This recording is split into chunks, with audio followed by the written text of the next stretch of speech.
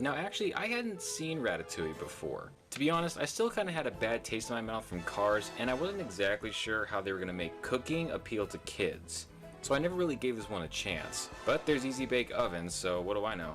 The story is told from the point of view of a rat. He has a highly developed sense of taste and smell, unlike the rest of his family, which are more of your typical stereotype rats.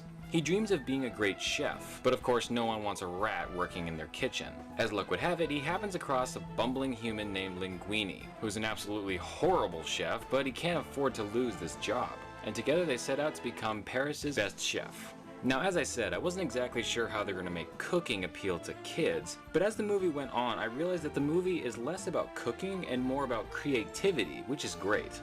And as the movie kept going, I realized that it's more about having an open mind and an open heart and being welcome to change. But it's done in such a pleasant way that it doesn't feel overly preachy and not overly obvious, thank God.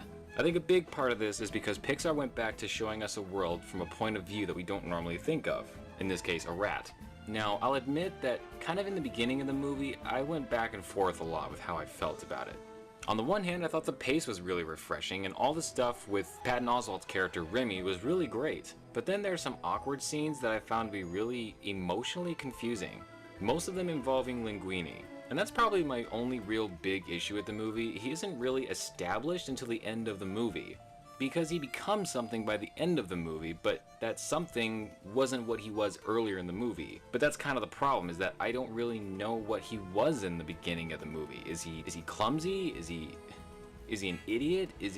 I don't know what he's really, like, I don't know what he's doing half of the time. Is he intentionally doing this? I'm not really sure what's wrong with him. You see, a character arc usually implies that a character begins somewhere and then ends somewhere.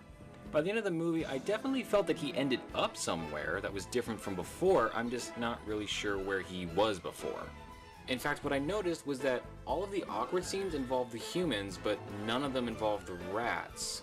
So it kind of makes me wonder if maybe they should have just written out the human element altogether, except for Linguini, and just focused on him. I don't know. And then there's like a whole like subplot about like inheriting a restaurant, and like there's a whole other villain, which by the way is one of the things I like as far as the pace goes. It does a lot of things early on that you would expect the movie to save for the end, but it actually does it about the halfway point. Now, I think one of my favorite things about the movie is how unexpected it is. Now, I don't want to dare spoil it if you haven't seen the movie, so I have to try and be as vague as possible. But almost all of the side character arcs in the movie are very unique, as opposed to what you would expect from another kids movie. You would never really guess that these characters end up where they do. There's one particularly heartfelt moment with one of the villains, and if you've seen the movie, I think you know what I'm talking about. And that right there is a great example of what I mean, that the characters end up in places that you wouldn't expect them to from the beginning of the movie.